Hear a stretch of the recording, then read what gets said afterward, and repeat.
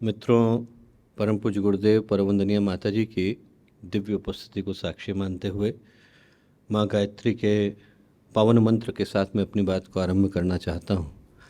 माँ गायत्री का ये पवित्र मंत्र, पुनीत मंत्र, पावन मंत्र, महामंत्र उन संभावनाओं के जागरण का मंत्र है जिनको हम मनुष्य के जीवन का आधार बोलते हैं। ये मनुष्य का जीवन है, हमको एक सौभाग्य के रूप में भी मिलता है और एक संभावना के रूप में भी मिलता है। एक ऐसी संभावना के रूप में मिलता है जहाँ पर यदि व्यक्तित्व विकृत हो जाए, सोच दूषित हो जाए, व्यक्ति का दृष्टिकोण विभत्स हो जाए, तो उसी मनुष्य के जीवन में हम पशुत्व को प्रकट होते हुए देखते हैं। व्यक्ति वही रहता है, संरचना की दृष्टि से वैसा ही दिखता है, आकृति वही होती है, पर प्रकृति चेतना बदल जाते हैं। व्यक्ति दुष्ट, पापी, अपराधी, पशु, प्रेत, पिशाच के रूप में जाना जाता है। और उसी मनुष्य के जीवन में एक संभावना ये भी है कि यदि चिंतन उदार हो जाए, भावनाएं व्यापक हो जाए, उद्देश्य उत्कृष्ट हो जाए, तो उसी मनुष्य के जीवन में ऋषित्व, मुनित्व, संत, साधक, सिद्ध, महात्मा, इन संभावनाओं को प्रकट होते हुए देखते हैं।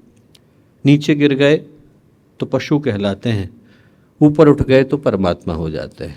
एक तरफ मानव बनने की यात्रा है तो एक तरफ माधव की यात्रा है, एक तरफ अंगुलीमाल है तो दूसरी ओर बुद्ध खड़ा है, और इन दोनों संभावनाओं को लेकर मनुष्य धरती पर आता है।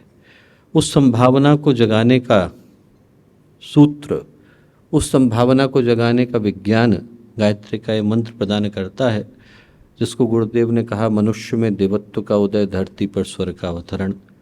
और वो संभावना जाग पाती है यदि व्यक्ति पूरे विश्व को अपना परिवार समझता है। विश्व फिर लगता उन्हें अपना सगा परिवार है। अभी हम लोगों ने कुलगीत के अंदर सुना, वो जो सोच है वसुधैव कुटुंबकम की, जिसमें हर प्राणी के अंदर, हर व्यक्ति के अंदर हमें एक ही परमात्मा के, एक ही शक्ति, चेतना, सत्ता के दर्शन होते हैं। आत्मवत्सर भूतेषु एकम सत्विप्रा बहुधा वदन्ति अयम निजः परो वेति गणना लघुचेत सामुदार चरिता नाम तो वसुधैव कुटुंबकम। उन सारी संभावनाओं को जगाने का एक सूत्र, संकेत, आदर्श गायत्री का ये पावन मंत्र प्रदान करता है। कहीं एक बड़ी प्यारी घटना आती है। एक संत के विरोधी थे लोग, उनको मारने के लिए हत्यारे को भेजा। जैसे ही हत्यारा तलवार लेकर के पहुंचा, तलवार उठाई, संत ने देखा, और जैसे ही देखा तो उन्होंने झुक करके उसको प्रणाम किया। प्रणाम किया तो उस व्यक्ति के हाथ से तलवार गिर गई। वो बोला कि मुझे प्रणाम क्यों कर रहे हैं? संत बोला, तुमको कौन प्रणाम कर रहा है? मैं तो उस भगवान को प्रणाम कर रहा हूँ जो तुम्हारा रूप धरकर आज मुझे लेने के लिए आया है। ये सुनना था कि आँख से आंसू गिरे, हाथ की खड्ग छूटी और व्यक्ति पाप से हटकर पवित्रता की ओर को मुड़ा। वो जो संभावना है जिसमें व्यक्ति विभत्सता के पथ को त्याग कर, पतित पथ को त्याग कर देवत्व की ओर मुड़ता है, उसी ओर चलने की प्रेरणा इस वर्ष का G20 का जो केंद्रीय चिंतन है वसुधैव कुटुंबकम, वो प्रदान करता है और गायत्री का पावन मंत्र प्रदान करता है। एक बार स्थिर चित्त, शांत मन के साथ उसी शक्ति का आवाहन, आमंत्रण, निमंत्रण हम लोग करते हैं जो हमें सद्भाव, सद्ज्ञान की ओर लेकर के चलते हैं। माँ गायत्री का पावन मंत्र साथ साथ। ओम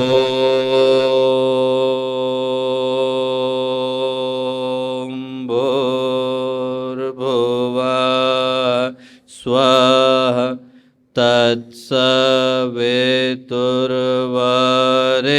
तत्सवितुर्वरेण्यं भर्गो देवस्य धीमहि धियो यो नः प्रचोदयात्।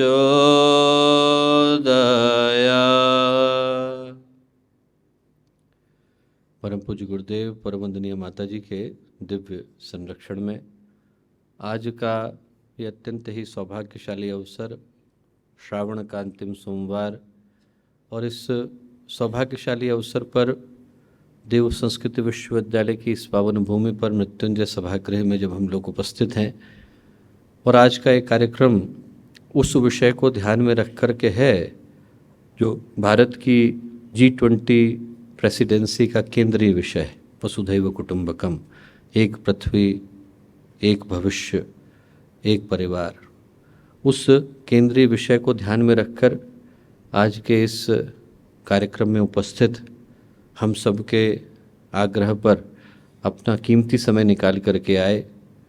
हम में से प्रत्येक के लिए आदर और प्रेरणा का स्रोत रहे आदरणीय डॉक्टर भागवत जी, यहाँ उपस्थित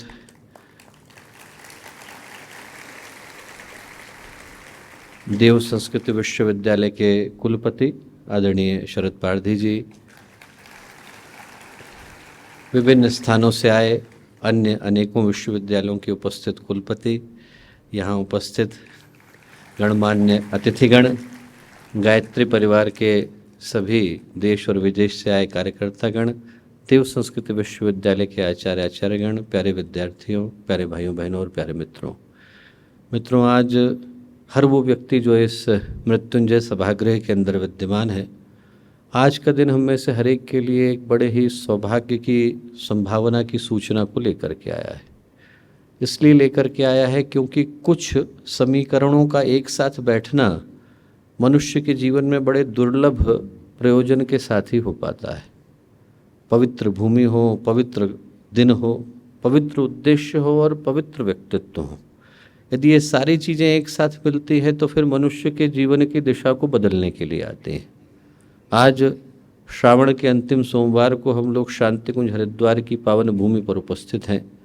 एक ऐसी भूमि जिसका चयन परम पूज्य गुरुदेव ने अपनी तपस्या के लिए, अपने कर्म के लिए, अपने ज्ञान के लिए, अपने कृतित्व को शिखर पर पहुंचाने के लिए किया। करोड़ों गायत्री परिजनों की आस्था का केंद्र वो शांति कुंज हरिद्वार की देव संस्कृत विश्वविद्यालय की हरिद्वार की पावन भूमि, जिसे हम गंगा की गोद हिमालय की छाया के नाम से पुकारते हैं, वो सप्त ऋषियों का क्षेत्र, वो सप्त सरोवर का ये पावन क्षेत्र, जहाँ से आस्था के, अध्यात्म के, राष्ट्रीयता के, मानवता के स्वरों ने न जाने कितनी बार जन्म लिया। उस भूमि पर आज हम लोग एक ऐसे व्यक्तित्व को सुनने के लिए उपस्थित हैं जिनका जीवन, ज्ञान, चिंतन, चेतना हर दृष्टि से शिखर पर रहा है, जिनके व्यक्तित्व में आप दो गुणों को एक साथ पाते हैं, पवित्रता को भी पाते हैं और प्रखरता को भी पाते हैं, दृढ़ता को भी पाते हैं और शिष्टता, विनम्रता को भी पाते हैं। इन दोनों ही गुणों को एक साथ धारण किए जो व्यक्तित्व आज हम लोगों के मध्य में उपस्थित हैं, मैं समझता हूँ कि हर उस व्यक्ति का जो सभागृह के अंदर उपस्थित है उसके लिए ये दिन एक सौभाग्य की सूचना को लेकर के आया है। और विशेष रूप से इसलिए क्योंकि आज वो जिस विषय पर बोलने जा रहे हैं वो विषय भारतीय अस्मिता का, भारतीय स्वाभिमान का, भारतीय सांस्कृतिक नवोन्मेष का आधार कहा जा सकता है, वसुधैव कुटुंबकम। और जब उस विषय की पृष्ठभूमि रखने के लिए मैं यहाँ उपस्थित हुआ हूँ तो मुझे याद आता है कि आज से लगभग 90 वर्ष पूर्व परम पूज्य गुरुदेव जब वो युवा क्रांतिकारी थे तो उनके कलम से एक कविता फूटी थी। कविता क्या कहूँगा, ज्वाला ही फूटी थी। सैनिक मुखपत्र के अंदर गुरुदेव ने लिखा था और उसको याद करना आज की तारीख में अनिवार्य हो जाता है। उनने लिखा था, देख देख कर बाधाओं को तनिक न घबरा जाना। बाधाएं तो आएंगी, देख देख कर बाधाओं को तनिक न घबरा जाना, सब कुछ करना सहन किंतु मत पीछे कदम हटाना। कोई भी हो दुश्मन तेरा निश्चित मिट जाएगा, त्रिंस कोटि हुंकारों से नभमंडल फट जाएगा।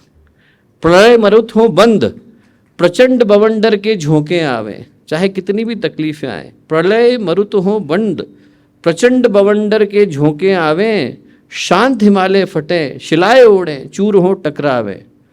परिवर्तन निश्चित है, परिवर्तन निश्चित है, बहरे सुने आंख अंधे खोलें। परिवर्तन निश्चित है, बहरे सुने आंख अंधे खोलें, सोने वाले उठें, सिपाही जागे सावधान हो लें। और जो आज का समय है वो जगे हुओं को जगाने के लिए, आगे बढ़ाने के लिए, उनको ये याद दिलाने के लिए आया है कि जिस परिवर्तन की बात पूज्य गुरुदेव ने करी वो हमारी आंखों के सामने घट रहा है। भारत जाग रहा है, भारत की अस्मिता जाग रही है, भारत का स्वाभिमान जाग रहा है और वो सांस्कृतिक नवोन्मेष भी जाग रहा है जिसकी आध्यात्मिक विचारधारा, ऊर्जा, प्रवाह, ऊष्मा यदि प्रवाहित होगी तो पूरे विश्व की दिशा को बदलती नजर आएगी।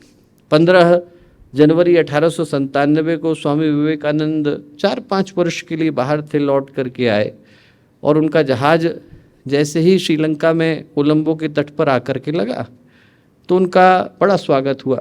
अनेकों लोग स्वागत के लिए आए। स्वागत सभा के जो अध्यक्ष थे उनने स्वामी विवेकानंद का सम्मान किया। करने के बाद प्रश्न पूछा कि स्वामी जी, इतने दिनों तक आप बाहर रहे तो आपकी उपस्थिति का लाभ वहाँ के लोगों को मिला, जिन विषयों से वो सर्वथा परिचित थे, ज्ञान है, विज्ञान है, वेद है, इन सारे विषयों से जान पाने का, परिचित हो पाने का सौभाग्य उनको मिला और वो भी आपके मुख से मिला। उससे उनको लाभ हुआ, आपको क्या लाभ हुआ? आपको तो भारत छोड़ करके इतने दिन तक बाहर रहना पड़ा। स्वामी विवेकानंद ने उसका बड़ा प्यारा उत्तर दिया, बोले मैं इतने दिनों तक बाहर रहा, उसका सबसे बड़ा लाभ तो मुझे ही हुआ। लाभ ये हुआ कि पहले जिन बातों को मैं भावना के आवेश में आकर के सत्य मानता था, अब उनको प्रमाण पूर्वक सत्य मानता हूँ। पहले लोग बोलते थे तो मुझे भी बोलना पड़ता था, भारत अवतारों की भूमि है, देवभूमि है। इतने दिनों तक भारत से दूर रहा हूँ तो अब इस बात को पूरे विश्वास के साथ कह सकता हूँ कि पूरे विश्व में यदि कोई एक देश ऐसा है जहाँ पर दया का, त्याग का, करुणा का, उत्सर्ग का, बलिदान का, आध्यात्मिक उत्कर्ष का सर्वाधिक विकास हुआ है तो वो देश भारत का देश है। और बोले पूरे विश्व में कोई एक देश ऐसा है जहाँ पर हर उस आत्मा को जो परमात्मा को पाने का प्रयत्न कर रही है, उसको जन्म लेने के लिए बाध्य होना पड़ता है और हुए बिना, जन्म लिए बिना उसका कल्याण संभव नहीं, मोक्ष संभव नहीं, निसर्ग संभव नहीं, वो देश भारत का देश है। बोले एक दिन ऐसा आएगा जब भारत के इस देश से ज्ञान की वो धाराएं फिर से बहेंगी जो अपने प्रकाश से पूरे विश्व को आलोकित करेंगी। और हम सोच करके देखें कि कितनी सत्य हैं वो बातें। यदि हमने वसुधैव कुटुंबकम के मूल को समझना हो तो मैं कहूँगा कल्पना करें एक ऐसे विश्व की जहाँ से कभी किसी ने ज्ञान का, विज्ञान का, योग का, तप का, आयुर्वेद का, वेदांत का, सांख्य का नाम न सुना होता, जहाँ से कभी वेद की, वेदांग की, उपवेदों की, दर्शन की, साहित्य की, कला की, संगीत की धाराएं न बही होते। कल्पना करें एक ऐसे विश्व की जहाँ पर कभी भगवान राम के धनुष की प्रत्यंचा के स्वर न गूंजे होते। कल्पना करें एक ऐसे विश्व की जहाँ पर भगवान कृष्ण के पांचजन्य का उद्घोष न हुआ होता। कल्पना करें एक ऐसे विश्व की जहाँ पर बुद्ध का मौन मुखरित न हुआ होता, महावीर का ध्यान प्रकाशित न हुआ होता, गुरु गोविंद सिंह का त्याग न हुआ होता, जहाँ पर शुकदेव, अष्टावक्र, उद्दालक, ध्रुव, प्रहलाद, उपमन्यु जैसे तपस्वी बालक न जन्मे होते, जहाँ पर शंकर, रामानुज, मध्व, पातंजलि जैसे ज्ञान के सूर्य उदय न हुए होते, जहाँ पर कबीर, तुलसी, मीरा, चैतन्य जैसे भक्ति के सागरों ने जन्म न लिया होता, जहाँ पर गुरुदेव, विवेकानंद जैसे महामानवों ने आकर भटकी मानवता को दिशा न दिखाई होती, इंसान न बन पाया होता। इंसान को इंसान बनाने का श्रेय यदि किसी एक संस्कृति को जाता है तो भारत को जाता है। The biggest gift India has given to the mankind is the humanity itself. जो मानवता का चिंतन यहाँ से निकला और उसके प्रतिनिधि के रूप में बुद्ध आए, गांधी आए, एक से एक बढ़कर महापुरुष आए, दधीची आए, मुदगल आए। आप इतिहास को कगाल करके देखिए, जिस समय में दूसरे देशों के राजा एक दूसरे के ऊपर बर्बरता के साथ हमला करने को ही राजा का पद समझते थे, राजा के पद का दायित्व समझते थे, तब हमारे यहाँ पर अज, रघु, दिलीप, इक्ष्वाकु एक से एक बढ़कर के राजा, उनसे लेकर के सिद्धार्थ, वर्धमान, महावीर, भर्तृहरि, न जाने कितने राजा थे जिनने राजसी वैभव को त्याग कर मानवीय करुणा का आलिंगन करना स्वीकार किया। रंती देव की कथा आती है। रंती देव के यहाँ पर अकाल पड़ा। लोगों ने कहा कि यदि राजा स्वयं व्रत का पालन करेंगे तो यहाँ पर लोगों को पीड़ा से मुक्ति मिलेगी। मैं अनुष्ठान करूँगा। ये भारत के राजा थे, आप सोच करके देखिए। फ्रांस में जब अकाल पड़ा तो वहाँ की रानी के पास लोग गए, मैरी एंटुआ के पास, उनसे जाकर के बोला we don't have bread to eat, खाने के लिए ब्रेड नहीं है। तो मैरी एंटुआ बोली कि if they don't have bread why don't they eat the cakes. Bread नहीं खा सकते, केक खा सकते हैं। वहाँ के राजा तो ऐसे थे। और हमारे यहाँ के राजा थे, उनको लगा कि हमारी प्रजा को कष्ट है, उसको दूर करने के लिए यदि मैं अन्न जल का त्याग करूँगा, उनका कल्याण होगा तो मैं करूँगा। 48 दिन तक रखा, पानी बरसा। जब पानी बरसा तो उनको लगा कि मैं अब इस अनुष्ठान को पूरा करने के लिए रोटी और जल लेकर के बैठे, खिलाते हैं। जैसे ही खाने को बैठे एक व्यक्ति आ गया, भूखा हूँ, पहले ही रोटी उसको दे दी। दूसरा व्यक्ति आया, शमशान का रखवाला हूँ, खाना नहीं खाया, दूसरी उसको दे दी। बोले मेरे 4 कुत्ते हैं, उनने भी खाना नहीं खाया है, बाकी की 2 रोटियों के 4 टुकड़े करे, उनको खिला दिए। एक व्यक्ति आया, बोले मैं प्यासा हूँ, पानी नहीं पिया है। चाहते तो रंतिदेव मना कर सकते थे, 48 दिन के बाद भोजन करने को बैठे ना, उनने अपना पानी उसको दिया। वो व्यक्ति इंद्र के रूप में प्रकट हुआ, बोले आपका पुण्य इतना हो गया है कि आप सशरीर ऊपर जा सकते हैं। स्वर्ग में क्या है पूछा रंतिदेव ने, बहुत सारी चीज़ें बताई। उनने कहा वो सब तो ठीक है, वहाँ पर दुखियों के दुख को दूर करने की व्यवस्था है? नहीं, ऐसा कुछ नहीं। तो रंतिदेव बोले न तो हम कामे राज्यम न भोग्यम न पुनर्भवम, न तो मुझे राज्य की कामना है, न स्वर्ग के भोग की कामना है, और न पुनर्जन्म की कामना है। कामे दुख तप्ता नाम प्राणी नाम आर्तनाशनम। एक ही कामना है कि जब तक दुख से तप्त प्राणी इस धरती पर है, मुझे उठा करके मत ले जाना, मैं यहीं रहूँगा, इसी धरती को स्वर्ग बनाऊँगा। जो भारतीय चिंतन है वो यही है कि जब तक अंतिम खड़े व्यक्ति का कल्याण न हो जाए, तब तक हमारे उठने की बारी नहीं आनी चाहिए। जो भारत से चिंतन निकला वो ये निकला। और ये बातें मैं इतिहास के महिमा मंडन के लिए नहीं कर रहा हूँ, बल्कि यह दिलाने के लिए कर रहा हूँ कि हमारी रगों में खून किनका बहता है। हम याद कर सकें कि हम किस विरासत के प्रतिनिधि हैं।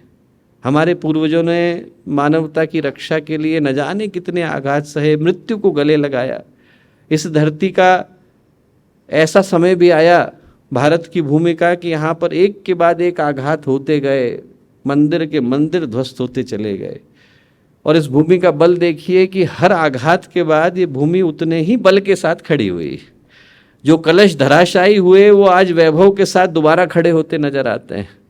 और जो आज का समय है वो ये याद दिलाने के लिए आया कि इस बार हम लोग गिरने के लिए खड़े नहीं हुए हैं। इस बार समय हमेशा के लिए खड़े हो जाने का है। जो समय है वो स्वाभिमान को याद करने का है, समय है वो विरासत को याद करने का है।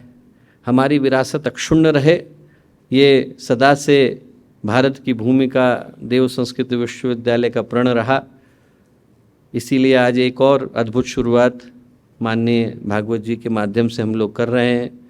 ऐसे सारे देव संस्कृत विश्वविद्यालय के प्रतिष्ठित व्यक्तित्व जिन्होंने लंबे लंबे समय में अपने जीवन का उत्सर्ग करके इस विश्वविद्यालय को बनाने के लिए अपना जीवन लगाया, चाहे वो कर्मयोगी मामा जी रहे हों, चाहे वो राम प्रकाश पांडे मामा जी रहे हों, ज्ञान मिश्रा जी रहे हों, के एन दुबे मामा जी रहे हों, गौरी शंकर शर्मा मामा जी रहे हों, इन सारे लोगों के नाम पर हम लोग एक मेडल को शुरू करने जा रहे हैं, ताकि उन विद्यार्थियों को सम्मानित किया जा सके जो विद्यार्थी अपने क्षेत्र के अंदर, जो स्टाफ अपने क्षेत्र में किसी उपलब्धि को प्राप्त करते हैं, उस विरासत का सम्मान हम लोग कर सकें जो हमें मिली।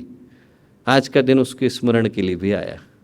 अंत में एक छोटी कहानी सुना करके बात को समाप्त करूंगा। घटना उस दिन की है जब विवेकानंद कश्मीर की यात्रा पर थे। क्षीर भवानी का मंदिर उनने देखा, ध्वस्त हो गया था। उनके मन में बड़ी पीड़ा हुई। उनको लगा कि इस मंदिर को आक्रांताओं ने ध्वस्त कर दिया, इसको मैं पुनः बनाता हूँ। इधर संकल्प लिया, उधर माँ प्रकट हुई और माँ प्रकट होकर के विवेकानंद से बोली, मंदिर मेरा तुड़वाया मैंने, बनवाने वाला तू कौन? बोले बनवाना होगा तो तुझसे वो बनवाऊंगी जिसको बनाने के लिए तुझे जन्म दिया है। बोले मंदिर तो बेटा मैं बनवा लूँगी, तू देश को बना। वो वहाँ से बाहर निकले और निकल करके विवेकानंद ने एक संकल्प दिया। आपको याद होगा 1901 में उन्होंने कहा, आने वाले 50 वर्षों के लिए हमारी माता एक भारत माता, हमारी देवी एक भारत माता, हमारी आराध्य एक भारत माता। और मैं कहूँगा कि वही समय आज भी है, वही हम लोग याद करके जाएं।